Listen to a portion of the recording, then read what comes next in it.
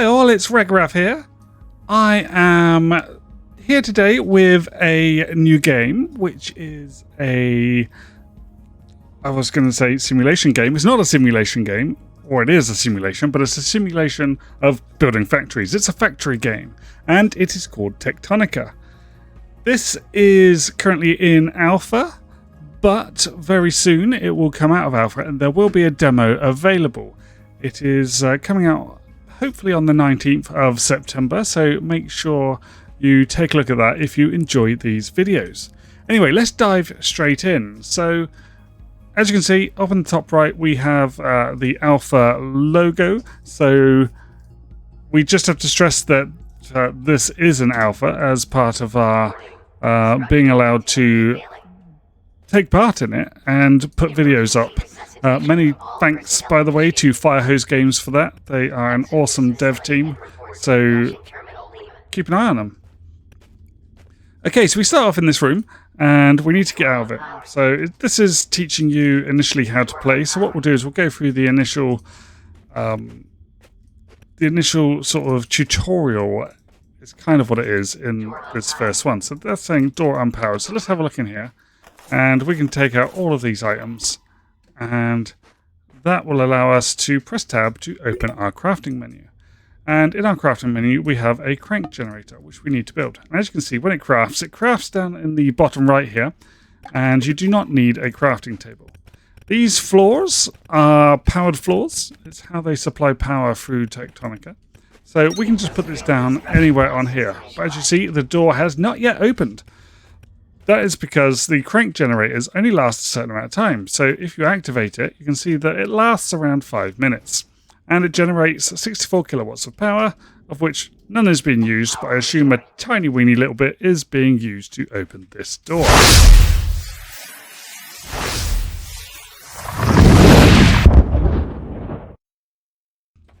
So going on through here, it says we've found a casualty, which we can see down here on the floor. And we need to pick up this cube. Gives us sparks. I can't get a read on your voice or ID signal, but I'm going to assume you work for me. We wouldn't get much done if we tried it the other way. Do we work around. for Sparks, stroke Joey? We don't know. Perhaps he wants all of us to work for him. As you can see, there's some little factories in here. You can take these resources if you want. It's a bit of an exploit because these aren't your resources. Don't do that because you want to play the game. So let's move on around, and it teaches you how to run by holding down shift, which is, you know, pretty much anyone can do that, I think. And then we want to get through this door. We need some voice authorization. And through this door, we'll get into the game proper. As you see, there's a little pickaxe up here, and we need to get through this dirt.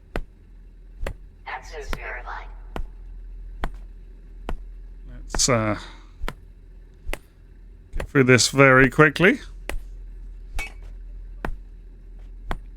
I did make a whole series of videos on this, so I have played through it, guys.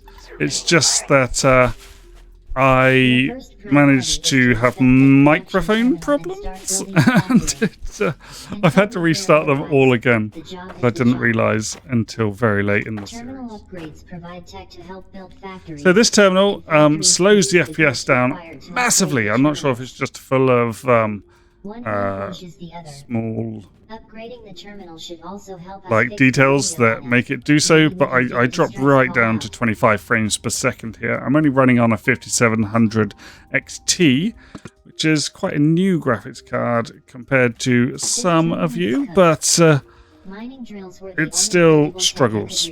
Everything in this game runs on the graphics card at the moment. There are optimizations taking place. So make sure that, hopefully they will be in place by the time you get to play in the demo. Right, let's take something out of there.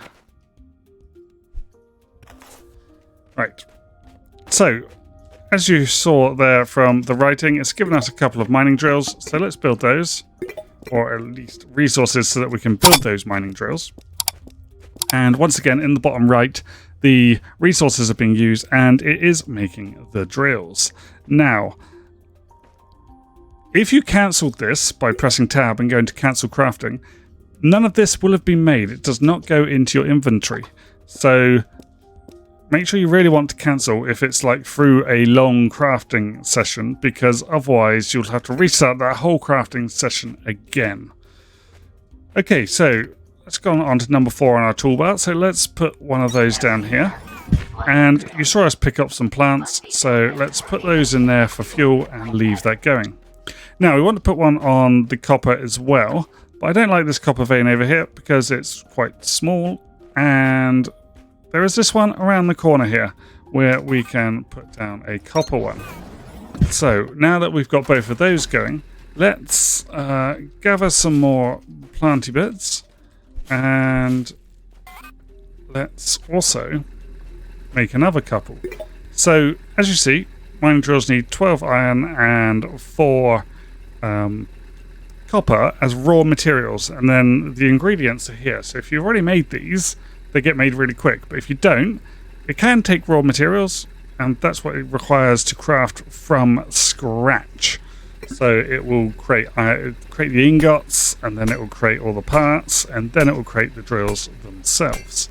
So let's get 8 copper out of there, and we also need, let's take some more of these. Let's run across here and get 24 of these. 2, 8, 9, 10.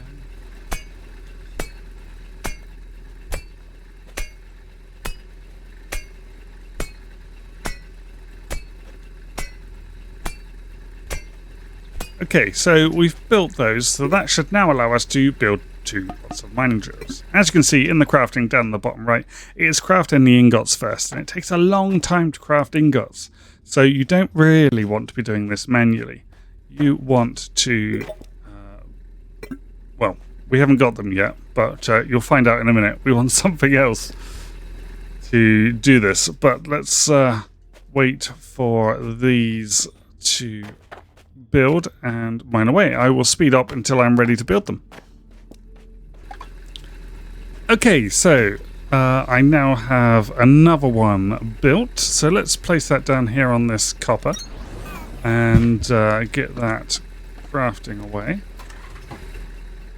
And mining us some copper goodness, and let's grab some of these while we're waiting. Once again, I will skip ahead whilst I am waiting for everything to build.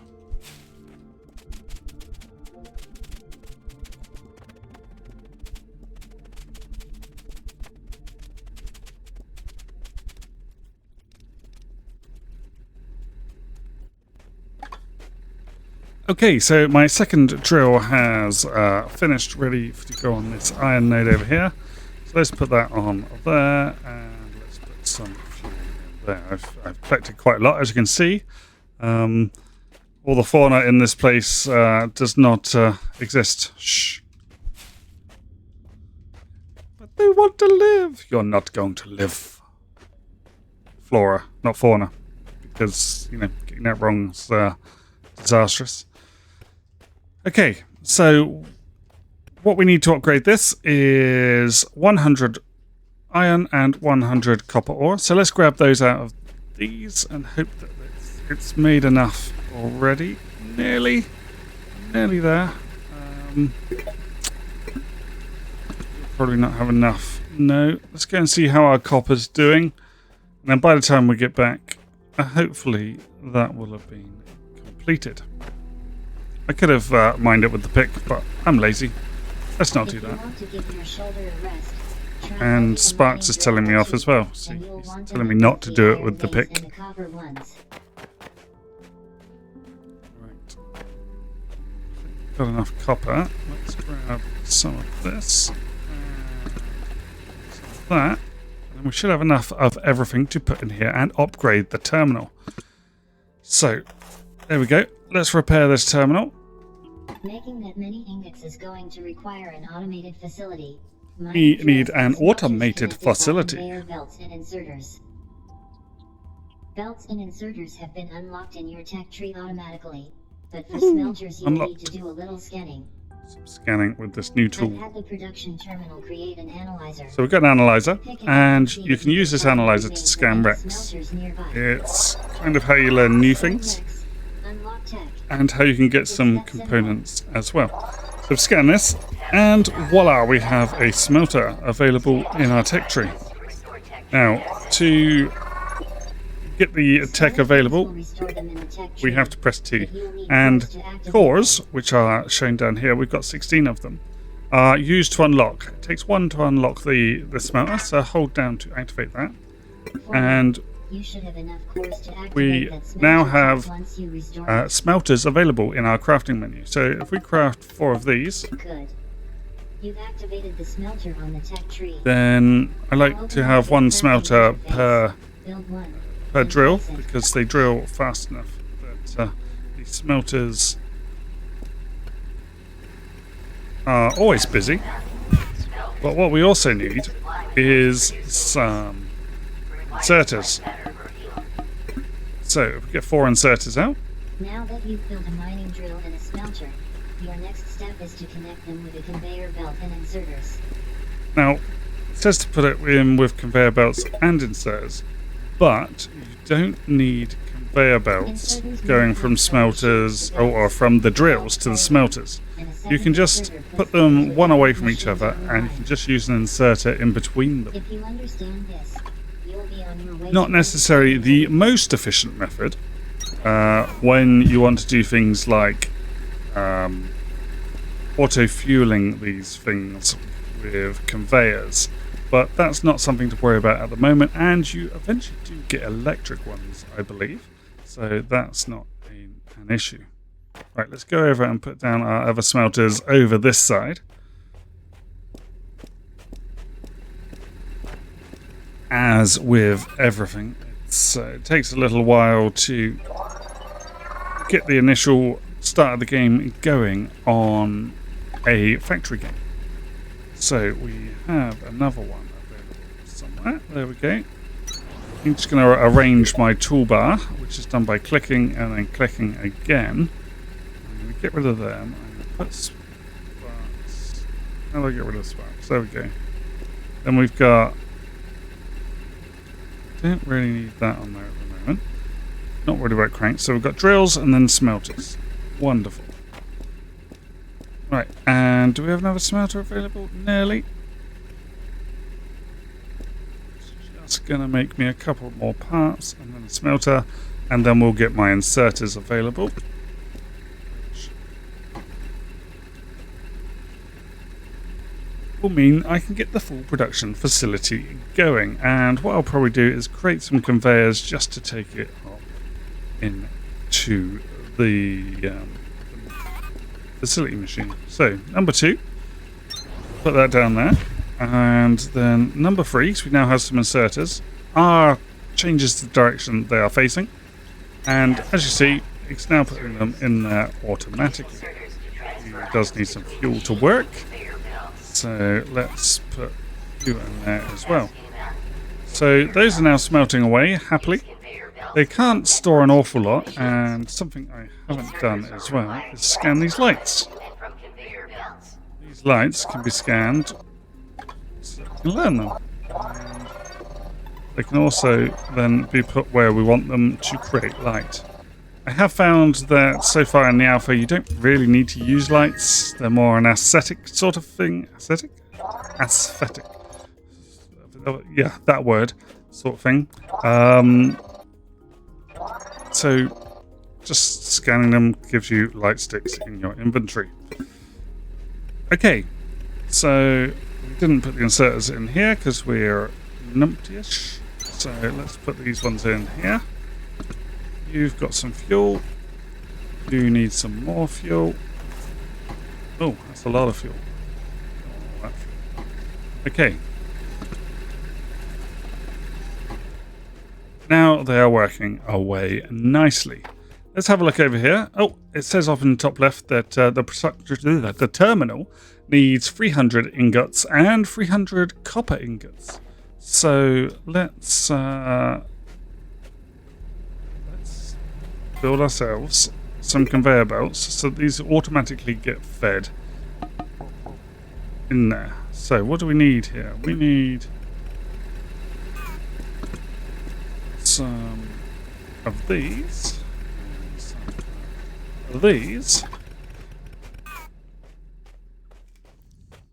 Let's go and grab our copper too.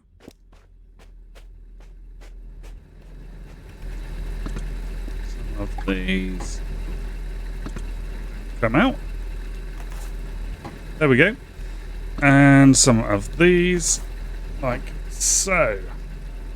Right. Sorry, I just had to move onto my other screen. Let's get all these going too. Or I could have just shift-clicked to craft them all. But clicking's fun.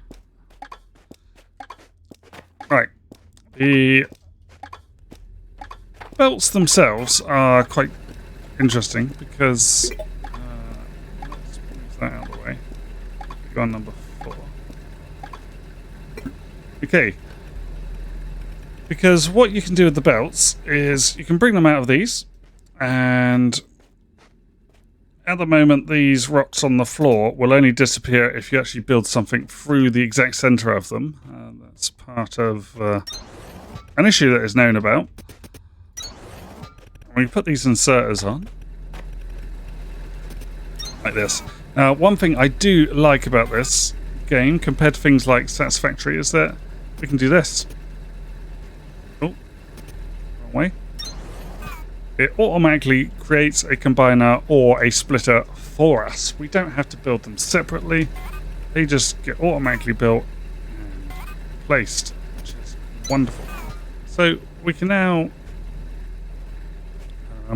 leave that going, and we can go and make our copper run as well. So for our copper run, we can just come back from this end. And one thing I like doing is, as you see, it's going in a straight line this way. I want it to come down here, so I can actually stand across here, press R to rotate it, and it comes straight down the exact line I want it to go. You may have noticed that this is all built on a grid also, which is another awesome thing, because games like Satisfactory, where the grid kind of exists, but not, and then you know, you can't make things look the exact way you want. Kind of gets on my nerves a bit and causes my OCD issues. So let's put that in there. And there we go. Now we've got 2 automated production lines putting in our ingots into the terminal up here, up into the production terminal, or it will if we put an inserter at this end. So what we could do now is well, not very much really. We just have to wait now. So with the magic of video editing, I'm going to skip ahead at this point, and I'll see you in a minute. I'm going to collect some more of this stuff while we're waiting. Okay, I'm back with you briefly, because what I'm also going to do is build a couple of these storage containers, just so that it adds up quicker. Yeah, we've got quite a lot waiting around here. There's only 100 or so of each in there. Oh, in fact, we don't need to build storage containers. I can just take this out and take this out, and then it will rack up more inside there. We don't need to build storage containers over here at all. So we can just wait for them to build up again and put more back in. Anyway, back in a minute.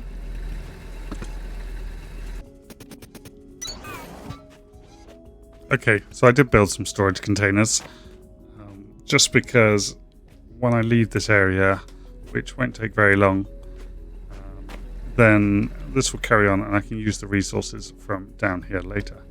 One thing I did want to point out is there's this area up here, which you can go up to by either running up the side here or going around the back. And up here is something, I believe, yeah, so these hard drive things you can find all over the place, and they give you upgrades in the research. So as you can see, I now have Suit Speed 2 available. I can't learn it yet because I haven't upgraded to the Lima terminal, which is this one that we're upgrading down here. I haven't yet upgraded it all the way so that that tier becomes available for me to use. So let's just grab all of this. So I've grabbed all of the plant matter that's down here, decimate the ecosystem entirely. I'm just that kind of person. Mwahaha. Oh, nearly escaped. And let's scan that, take that. Oh, there's more down here that I haven't taken yet. Okay, I don't think I'm going to be able to decimate the entire ecosystem down here, just because I want to get a move on. Stop. Some of these passages have caved in. I did want to show you this though. Little hole. Don't belong there. So we need to use our little pick at the moment because we don't have the mole. You'll get introduced to the mole in a second. But let's just make a hole through there so we can go through. And then as you see, you've got the beds here. Which, if we inspect, get a whole conversation going on. My camp might as well be too. If you were part of my crew, you'd probably recognize this place. Procedure was to take a portable habitat module into the field. That wasn't for us. Rigged an assembler to make this thing instead. Whatever the smelters needed for the expedition, we found. People leave you alone when you get results. Those were good times. At some point, something else started to matter. It's hazy. After Sparks has given his little dialogue, we should have enough to upgrade over here now. These have, yeah, so this is finished upgrading. So we've got 300 in here, so we can upgrade this terminal. So this terminal is now fully upgraded. We've upgraded this PT as much as we can. The radio works now, but only for incoming transmissions, and the signal it gives you probably won't be one we can get to with a pickaxe. A mole terrain manipulator should be able to cut through, but we still need to find enough fragments of one to unlock the tech. Okay, so want to look around for some echo sketch fragments. Down in this place is this little facility for light sticks. So, as you can see, down in here is a couple of mole fragments. There's one there. There's one there. And there's an etch-a-sketch. Echo-sketch. But basically it's an etch-a-sketch. So, now that we have the sketch, we can build it somewhere. No, we have to unlock it first in our tech tree. So the echo sketch is here, which we have done, and can I not build memory tools yet? But if we build ourselves an echo sketch, this is basically the mapping tool. So you'll see that in a second once it is built. There we go. And as you can see on the screen and in the top right of my screen now, you can now see the cave systems themselves. You can also get a 3D view by using the Echo Sketch, which you can zoom out and have a look around and do stuff with. I haven't been over there yet, so I'll show you this area over here. Which I think is over here. Yes. So over here, you'll see that we have another mole part, which we need to scan to complete our mole. We have a mole available, Manipulates terrain for traversal and composition of industrial construction. which is our terrain manipulator. That's the last mole fragment. Breaker. Don't forget, you'll need to activate it in your tech tree before attempting to build it.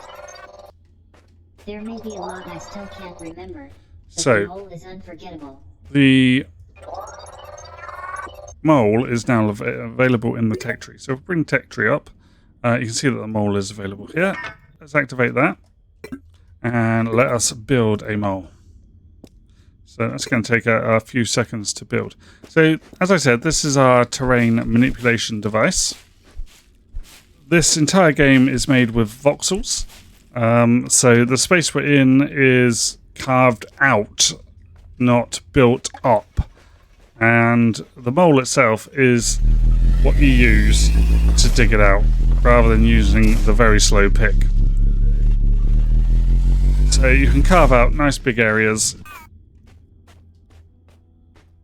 to build your factories in, and to destroy all of the ecosystems in this place. So that's building up nicely. So we're getting lots of stuff there. As you can see, we've got to build and place 5 light sticks in any location. So let's get that out of the way with by just building 1, 2, 3, 4, 5, like that. And now we have to report to production terminal Victor. So this is where the game actually begins. As you can see on the Echo sketch, we need to go through this cave system here. So we need to dig through and then go up into the main cave system to carry on our work. So let's blast a hole through here. One thing to note, if the mole, as you're using the mole to cool it down, if you stop before it gets to 100%, you'll see it counts down really quick. But if you let it go all the way to 100% before letting it cool down, so it actually overheats,